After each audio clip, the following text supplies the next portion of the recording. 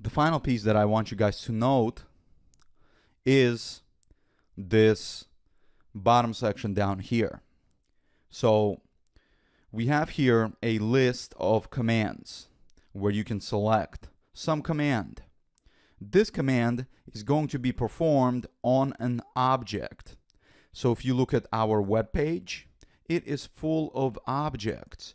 We have this button here, that's an object. We have this text edits over here, those are objects. We have these drop downs, objects with checkboxes that you can select. We have tabs that you can click. We have toggles that you can open, and so on and so on. You can click buttons over here on the side. These are all objects, guys. They are identified as objects in coding language, and each of those objects, they have an action. All right, you can type into here, you can click a button, you can click this follow button, you can check a checkbox, uncheck a checkbox, and so on and so forth. And that's what these commands here are. And then you perform that command on a certain target, which points you to a location in the HTML that says this is the correct thing, right? So if we F12 this, we can see this email button has this HTML that points to it.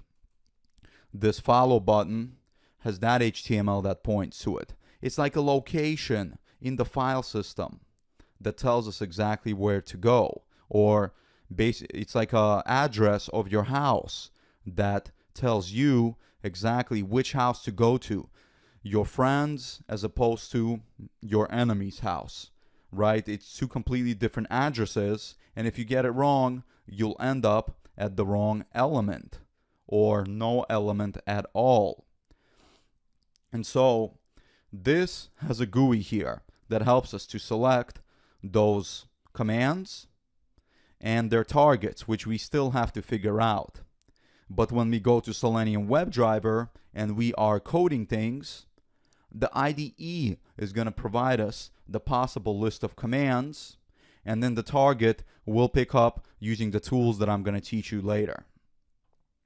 So just remember the structure is going to be exactly the same thing when we're coding in Visual Studio, except it's going to be code and there's not going to be a GUI to show you any of this.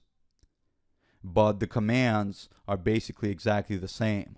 There's still a click command, there are type commands, type and wait commands, and so on and so forth. So all those commands will exist and they will be used, except just through code. And that about wraps it up with Selenium IDE. I showed you guys what it can do, what automated testing is.